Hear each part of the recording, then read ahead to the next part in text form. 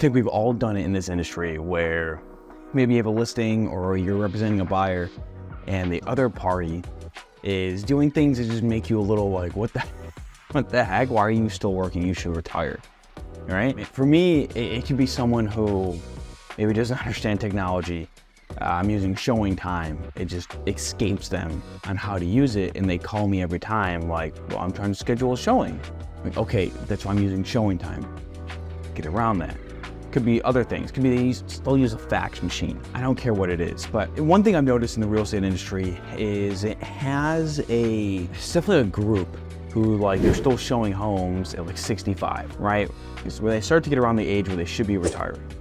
Now, I'm not someone who thinks retiring should be something that, you know, you fully retire, because personally I think if you fully retire and do nothing, it's the day you die. So I always expect to be doing something. But a lot of these agents are still opening doors and hitting the ground hard with their work. And in my opinion, and if you're like me, you don't want to be doing that. That sounds ridiculous. I don't want to be opening doors at 65. That's not my retirement plan at all. But for a lot of agents, that's what it is, right? Because they're just in our industry being, you know, self-employed. I think there is no retirement plan. There's no one come to save you. There's no big thing out there. You have to take it upon yourself to go out there and do it. Now, at the end of this video, I'm going to cover, this episode, I'm going to be covering what I'm doing in this active moment to prepare myself for that inevitable future. Some of the differences I've done to try and get away from my life, to be able to, branch out from just, that drug of commission. But I want to talk about some of the other different ways that I've seen agents, try and get around this problem. And there's a lot of different solutions, and I'm sure in this, this episode, I'm not going to be covering every single solution that's out there, every problem that you're going to run into. But I can tell you that there's a huge, I actually remember once, this actually sparks a thought in my head. I remember when I had dropped, 10 grand on, this coaching company. It's a big one. It's one of the oldest. And I was told that it's like, well, you need to get your stuff together, because I have 65-year-olds still cold calling every day on the phone. And I'm like, I don't want to be doing that at 65, right? Like, I should be either in a leadership position for a team, I should be managing investments, I should be in a position where I'm helping other younger agents get to where I am. I shouldn't be in this position of always doing that. Okay. All right, guys, I had to cut it out a little bit. The sun woke up, which actually brings up another curve where what I was talking about. But like, I have children, and to be in a position to where I'm so absorbed in my business, and imagine doing that for so many years, because as agents, we just get so wrapped up into it. And it caused me to be like, at the beginning of, really the end of 2021, I really started to realize, I was doing, I left my first broker as his right hand, doing all these things, to realize I'm doing the same thing for myself. Now, you have to do that a little bit in the beginning to get started, but it's something that I had to work through. And I realized I was doing it to myself. So I started to kind of brainstorm, kind of figure out what could I do differently. Well, I realized, okay, how about I start with just taking things off my plate that I'm doing?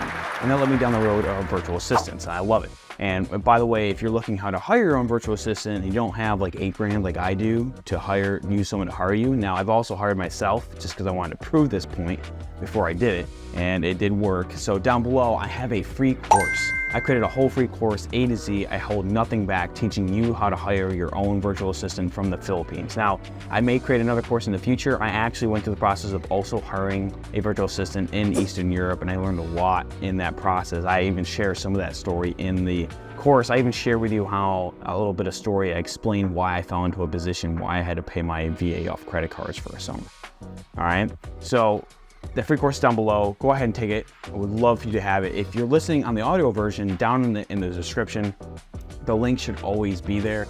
And if you can't find it for whatever reason, or you have more questions, you can always reach out to me on all platforms, Cameron P. Hodge or Tired Agents at any one of our platforms. They're all out there, guys. Let's be honest. That's also one of the things I hired out with VAs with social media. Just so you know, I despise social media.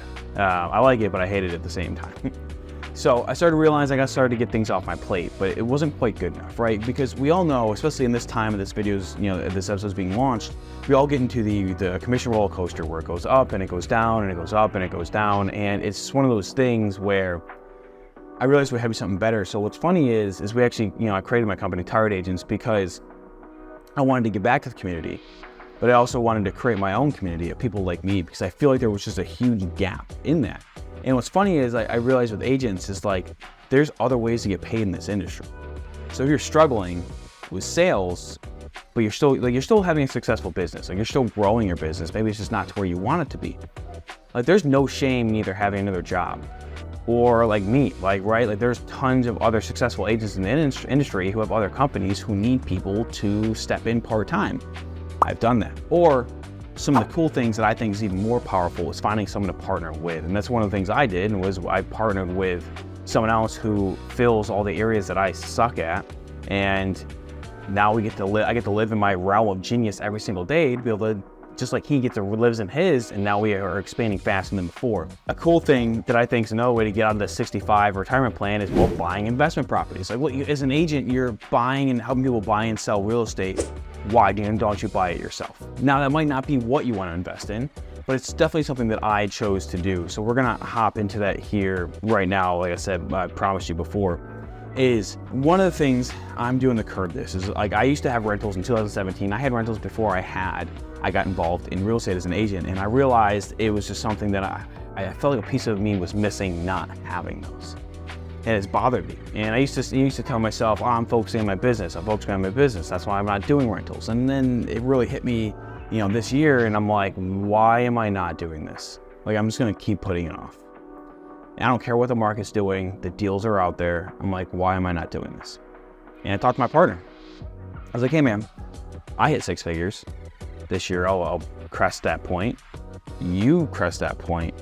Why don't we join together and start buying rentals together? Because $200K, as much as that as we can put towards rentals, is better than just one of us scrambling to try and get the money to do that. And that's our plan moving forward, is start buying these rentals. To start slowly over the next 5 years, start acquiring and acquiring and acquiring. Like if we can get one house in a cheaper market per quarter with the commission we're making, in 5 years, it's just gonna be night and day. And that's kind of where I'm getting at. That's my plan. That's part of my plan. A lot of agents don't plan for the future. They're so concerned about their business not making progress now. And there's so many solutions to make your business work now. Yes, the market sucks, and it's something you're just gonna have to work through. But I feel like in this day and age, it is so hard to get away on yourself. Agents love to do things themselves. In my opinion, screw that. If you can find a good partner, then you get together and you build up and build up and build up and just try and go to that next level. Because if you're just gonna sit there and not do it, that's what terrifies me. And I swear so many agents are like, I don't wanna be that 65-year-old agent still showing homes. Heck, I don't even wanna do that now, right? And I started to realize, you start talking to more agents, you're like, well, what's your 5-year plan? I'm like, well, I love being an agent. I'm gonna use this as a springboard to start a marketing business, or to, buy rentals, or to do this other job. This is just getting my experience in sales. And you start to realize most modern agents don't really want to be agents for life. Now, the cool thing is also while I've started to step back from production, right? Like I'm in Florida, I had a listing I took care of in California, and I didn't refer it out. What I did was I brought on another agent, a younger agent, another Marine veteran, which is just a huge plus in my mind, obviously being one myself. And I gave him a position to where he got to open the home himself, and I gave him 30% of the commission to do all the groundwork and hold the open houses. Not only did he get a couple seller leads he's working that I'm letting him have, he also got to learn the process of going through a listing A to Z. And we ended up crushing this listing so far. And that's one of the greatest blessings to me, is I got to give back to him to not only teach him, but give him the experience and hopefully spark that jump. Because that's when I went independent that first year, I had that first closing, which gave me the marketing money to get 3 more listings by the end of the year and 1 buyer client. And that was the catalyst that got me off the ground to really just progress my business. And getting to help him was like one of the greatest things. I am so thankful. One, I'm thankful I found him because he's awesome.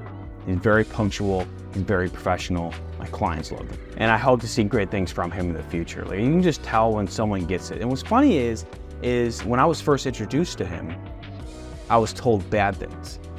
He just doesn't want to listen. He doesn't want to do it. I noticed a lot of people fail, at talking to agents about what their overall plan is. Instead of like asking an agent, like a team leader or broker, instead of asking them what their life plan is, they just throw up on them. This is what you need to be doing.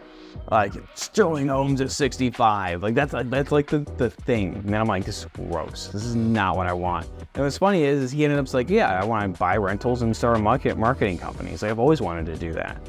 I just love real estate, so I wanted to cut my teeth in this for 5 years. And I'm like, that is awesome. Welcome to the community. Welcome to the team, right? And if you're like that and you feel some of that pain, like I promise you, you're not alone out there. That's why we created Tired Agents, which the link is always down below on wherever platform you're watching this on. But it's a community. It's a system about how I actually run my business, how I get away from doing as much as possible when it comes to physical location. But it's also, my goal is to make it a lot more, a community of like-minded individuals who understand that being an agent is a springboard to something better. And realizing that you're just not stuck in that same mold that everyone else is stuck in, because I don't like that mold. I don't agree with it. And not all of us want to be showing homes at 65. Now, if that's you, there's nothing wrong with that. That's okay. But I feel like there's a lot of us that are getting in this industry now as agents who we don't want to stay in this realm anymore. And what's weird is a lot of these people tell you like, well, yeah, you have to do this as an agent to be successful. But a lot of them have rentals and stuff like that pays them more than the real estate business ever would, whether it's coaching or marketing, or they have all these other companies that pay them way more than their real estate sales commission would ever do. So that's when you start to peel back the layers, and you start to realize that there is more out there. Like, it is a big industry, and you need to look outside the industry to start getting an idea of like, how can I hedge? Especially like a lot of agents right now are doing great. I don't care how long they've been in the business, now they're struggling. And you have to like look at that and go, I do not want to be in that position. Also, like, not only when you start struggling like that without a backup plan, you don't service your clients as well because you're stressed. You're like, I need the money. Like, I have that listing that I have one sale that might not be going through right now because of complications. It'll be okay because I have money coming in from other sources. And I think rentals is a great way to hedge that. And I realize, I don't have enough money. Like, I can't build fast enough with just my commission right now in my business. I need it to live, things are expensive, but also when I partner together. I would rather have a small piece of $1 million. I would rather have like 50% of $1 million than 100% of 100 grand. And it might not make sense per se to you, but the general gist that I heard, I don't remember where I heard this before. I'm trying to give more credit where credit's due, but where I heard this before. But the general gist to me is realizing that you don't have to do everything alone. And I see a lot of agents who are like, yeah, I need more rentals, I just can't afford them. That's fine. Find the market that's affordable, partner with someone, and get out there and start getting deals. And that's my plan for not showing homes at 65. I also use VAs and all that stuff. So like I said, if you're looking to join the community, it's down below. But if you also want a free course about how you can hire VAs, I got an extra 80 hours per week in my work week. And it's not worked by me. And I can tell you that was one of the biggest life-saving changes I made, because not only it got me out of the mindset of being like a self-employed person to being a team leader and being like, okay, how can I run this like a business? So I would love to have you take that course down below. You can comment inside of it, let me know what issues you're having and all of that. But guys, I hope you enjoyed this episode, and I look forward to seeing you in next week's.